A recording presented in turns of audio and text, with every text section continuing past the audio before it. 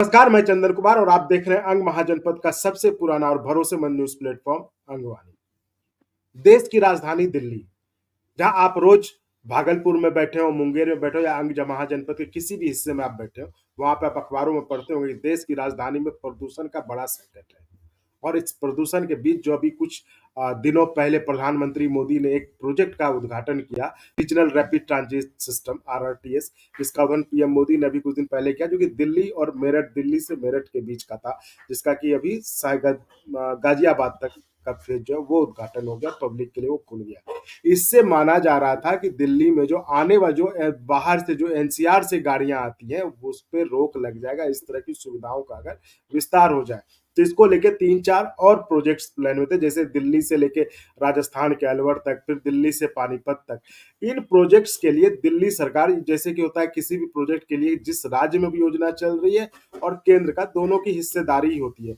तो इन 2 प्रोजेक्ट्स के लिए, हालांकि 3 प्रोजेक्ट्स के लिए जारी करना था दिल्ली सरकार को फंड, लेकिन दिल्ली सरकार ने पैसे की कमी का बहाना बनाकर फंड रिलीज नहीं किया था, जिसमें सुप्रीम कोर्ट में मामला चला गया था और सुप्रीम कोर्ट ने सुनवाई करते हुए मतलब बहुत ही कड़ा ऑब्जर्वेशन दिया था, जिसकी की महत्वपूर्ण सुनवाई कल यानी मंगलवार को है, जिससे पता चलेगा सुप्रीम कोर्ट ने साफ साफ कहा था कि अगर दिल्ली सरकार फंड रिलीज नहीं करती है तो हम जो इन्होंने विज्ञापन के लिए जो एडवर्टाइजिंग जो फंड है उसके लिए रखा वो पैसा हम ले लेंगे।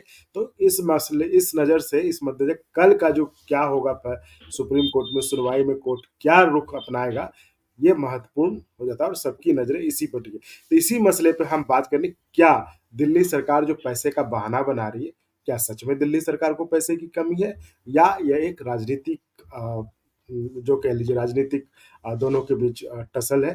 तो इसको हम समझने की कोशिश करेंगे अपने सुप्रीम कोर्ट के वकील उमेश शर्मा जी से। उमेश जी, स्वागत है आपका अंगवानी पर।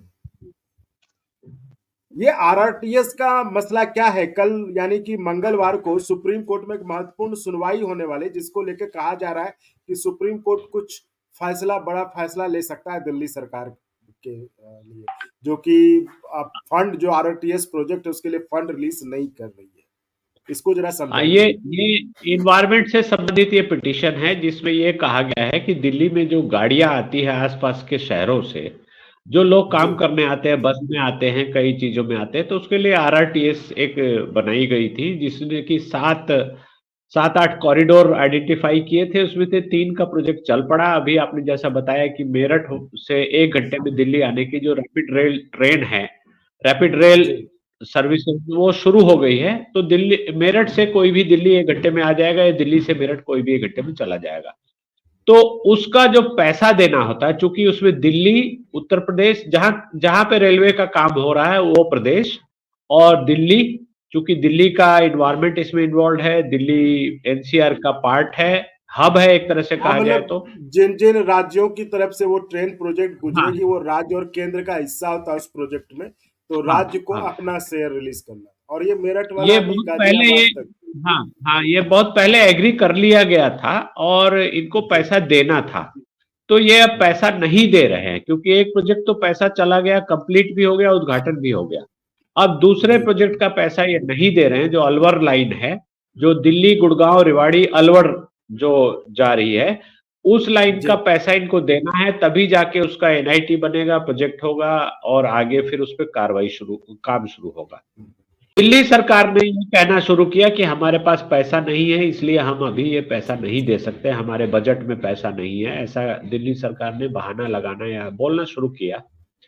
तो सुप्रीम कोर्ट में सुनवाई के दरमियान ये बात सामने आई कि आप एडवर्टाइजमेंट पे इतना पैसा खर्च कर सकते हैं और दूसरे राज्यों में जाकर अपने प्रचार प्रसार के लिए खर्च कर सकते हैं, तो आप ये पैसा नहीं देंगे तो दिल्ली में जो वेहिकुलर ट्रैफिक की वजह से पॉल्यूशन हो रहा है वो कैसे कम होगा। तो सुप्रीम कोर्ट ने इस पे सख्ताई दिखाते हुए और ये कहा कि आपका हम एडवर्टाइजमेंट में जो पैसा, जो बजट आपका एडवर्टाइजमेंट का है, उस बजट को हम काट देंगे और वो पैसा यहाँ डाइवर्ट कर देंगे। तो ये विषय सुनने में बड़ा आसान लगता है और किसी को भी लगता है कि ये छोटा सा कोई विवाद है, ऐसा नहीं है।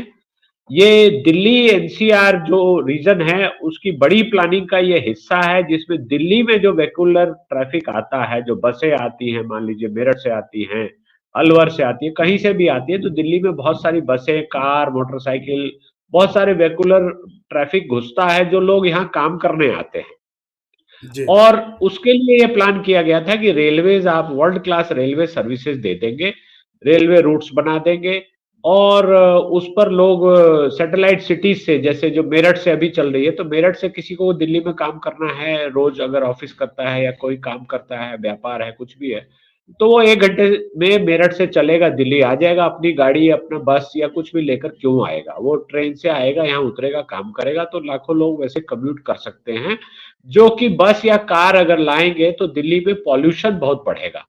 तो ऐसे और भी रूट आइडेंटिफाई किए गए थे, 3 पे काम चल रहा है और 6-7 रूट और भी हैं। जी। और उसमें अलवर लाइन में इनको जो पैसा देना था, जब ये पैसा देंगे तभी तो जाकर ये प्रोजेक्ट टेक ऑफ होगा, काम चलेगा, टेंडर होंगे, काम होगा। वो पैसा देने में ये आनाकानी कर रहे थे, तब सुप्रीम कोर्ट ने सख्ताई की है और कल इस पर हो सकता है कि दिल्ली सरकार मजबूरी में, जब ये घिर गए हर तरह से, तो इनको ये दिखाई दे जाए कि अब पैसे देने के अलावा कोई चारा नहीं है, तो ये पैसा देंगे। नहीं देंगे तो सुप्रीम कोर्ट ने पहले ही माइंड क्लियर कर दिया है कि जो आपका बजट है एडवर्टीजमेंट का, वो बजट हम काट देंगे और वो पैसा यहाँ हम आरआरटीएस को दे देंगे। तो ये जाहिर सी बात है कि ये होगा। तो दिल्ली सरकार क्या आधार क्या बना रही है फंड नहीं देने का?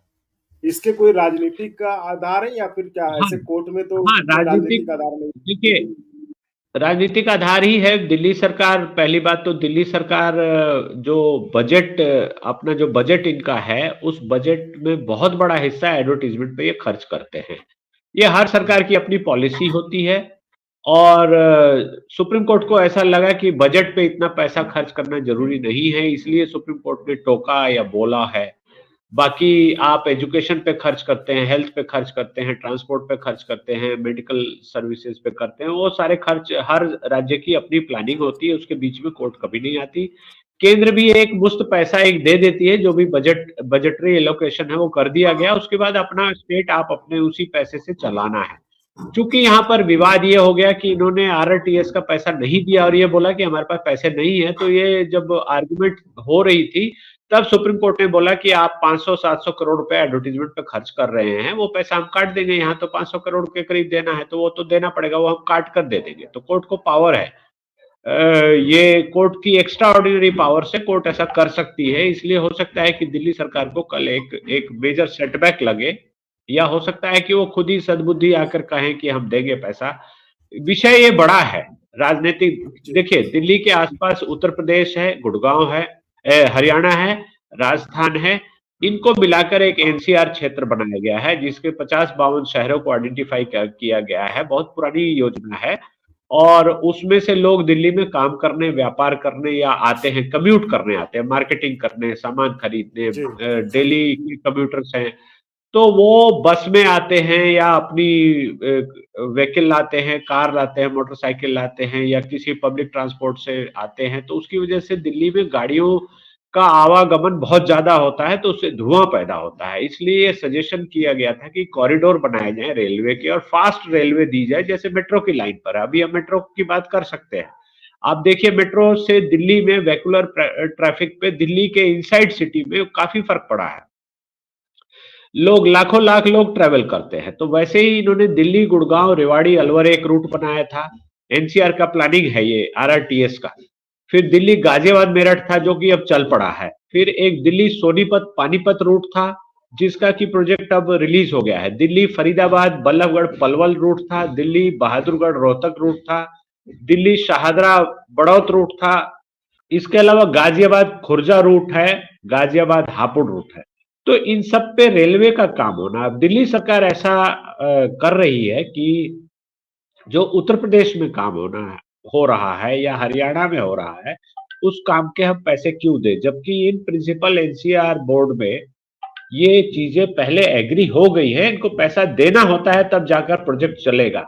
अब ये इससे पीछे नहीं हट सकते, बस पैसा ना देने का ये बहाना लगा रहे हैं और कुछ नहीं। तो इसको मतलब इसको तब यानी कि आपके अनुसार जो है इसको बहाना ही माना जाए, या सरकार में सही कि दिल्ली सरकार के पास सही में पैसा नहीं है? ये देखिए, सरकार बहाना भी हो सकता क्योंकि है और मिसमैनेजमेंट भी हो सकता है। क्योंकि आप लोग वकील हैं और जो जवाब फाइल होता होगा तो उसके जो मजमून होता है उससे आप लोगों को अंदाजा लग जाता होगा कि ये बहाना है या राजनीतिक ग्राउंड है। तो क्या लगता है, सही में पैसा खत्म है सरकार के पास? दिल्ली सरकार के पास इतना भी पैसा नहीं है? देखिए, कागजों पर ये चीज पकड़ना बड़ा मुश्किल है और बहुत गहरी छानबीन होकर, इन्वेस्टिगेशन होकर ही पकड़ी जाएगी, तो वैसे कोर्ट करती नहीं है इन मामलों में। आपको बजटरी एलोकेशन दे दिया गया है, दिल्ली का बजट दे दिया गया, उस बजट में से बहुत सारा पैसा आपने एडवर्टीजमेंट पे खर्च कर दिया, शिक्षा पे जो किया, हेल्थ पे किया, वो किया, तो सुप्रीम कोर्ट को ये लगा कि एडवर्टीजमेंट पे आप ज्यादा पैसा खर्च कर रहे हैं। तो सुप्रीम कोर्ट ने ये ऑब्जर्वेशन दी और ये पैसा तो देना है, आप देंगे नहीं तो दिल्ली का जो पॉल्यूशन है वो कम नहीं होगा, वेहिकुलर ट्रैफिक आता रहेगा, दिल्ली में बसें घुसती रहेंगी और चीजें घुसती रहेंगी, कार आते रहेंगे, बाइक आते रहेंगे, प्राइवेट व्हीकल आते रहेंगे। तो उसको कम करने के लिए बहुत जरूरी है कि रेलवे चले, आरआरटीएस में पैसा जाए और रेल ट्रैक बनकर चले अच्छे से। हर विकसित देश में, आप जापान में देख लीजिए, यूरोप के जितनी कंट्रीज है वहां देख लीजिए, जितने भी बड़े शहर हैं जहां की जी। डेंसिटी बहुत ज्यादा है, वहां ऐसा सिस्टम लोगों ने बना लिया है। जिन्होंने नहीं बनाया उनके यहाँ पॉल्यूशन हुआ है, पॉल्यूशन से सफर कर रहे हैं, लोगों के लंग्स खराब होते हैं, जो धुआं है व्हीकल का वो शहर के वातावरण को, जैसा कि दिल्ली में अभी हम देख रहे हैं, पहले सुनते थे, अभी पिछले 3-4 सालों से हम लगातार देख रहे हैं। पहले से इसी बोर्ड ने ये प्रेडिक्शन की थी कि ऐसा हो सकता है, स्मोक बन सकता है, तो वो सब हो रहा है। इसलिए क्राइसिस है, तो सुप्रीम कोर्ट यहाँ कोई मौका देगी नहीं दिल्ली सरकार को, कहेगी या तो आप पैसा दीजिए या हम बजटरी एलोकेशन आपका काट कर ये पैसा इधर, कोर्ट के ऑर्डर से ये पैसा आरआरटीएस को चला जाएगा। इसलिए दिल्ली सरकार की सद्बुद्धि इसी में है कि वो पैसा दे दे, और ये एक बड़े पब्लिक एट लार्ज का सब्जेक्ट है, इस पे पॉलिटिक्स ना करें। उत्तर प्रदेश के लिए पैसा नहीं दे रहे आप, हरियाणा के लिए नहीं दे रहे, राजस्थान के लिए नहीं दे रहे, ये दिल्ली के लोगों के लिए दे रहे हैं। ये बात अलग है कि उत्तर प्रदेश से, मेरठ से कोई काम करने आ रहा है, वो कमा कर या बिजनेस कर कर उत्तर प्रदेश में ले जा रहा है, लेकिन वो अगर अपनी गाड़ी लेके आ रहा है तो उसका धुआं तो वो दिल्ली में ही छोड़ के जा रहा है और दिल्ली जी। सफरर होती है। तो ये सबको रखते हुए ध्यान में और ये प्लानिंग बनाई गई थी, इस पर दिल्ली सरकार के पास अब कोई चारा नहीं है। मुझे ऐसा लगता है कि इनको पैसा ये देना ही पड़ेगा, अगर ये नहीं देंगे तो सुप्रीम कोर्ट ये पैसा काट कर इनके बजट में से ले लेगी, मुझे ऐसा लगता है। तो ये थी हमारी खास बातचीत आरआरटीएस के मुद्दे पे, जिसपे कि दिल्ली सरकार ने सुप्रीम कोर्ट में अपने जवाब में कहा है कि अपने फंड का कमी का रोना रोते हुए जो बाकी के प्रोजेक्ट्स हैं आरआरटीएस के, जो कि जैसा कि अपने चर्चा में हमने बताया भी कि दिल्ली पानीपत और दिल्ली अलवर वाला जो फेज है उसके लिए दिल्ली सरकार को अपने हिस्से का पैसा जारी करना था, जिसके लिए फंड का बहाना बनाकर सरकार अभी पैसे रिलीज करने से रोक रही है। अब जिस तरह का मसला है, और आप सबको पता है दिल्ली और केंद्र के जो रिश्ते हैं राजनीतिक तौर पे भी, तो इसके राजनीतिक मायने भी निकलते हैं, तो वो आप निकालिए। बशर्ते हमने जो कोर्ट में जो हुआ है दोनों की तरफ से, केंद्र सरकार की तरफ से, आरआरटीएस की तरफ से और दिल्ली सरकार की तरफ से जो अपना पक्ष रखा गया, उसको हमने सुप्रीम कोर्ट के वकील उमेश शर्मा जी के माध्यम से समझने की कोशिश की, समझने और आपको समझाने की कोशिश की। धन्यवाद। और अगर आपको ये अच्छा लगे तो इस चैनल को सब्सक्राइब और शेयर जरूर करें।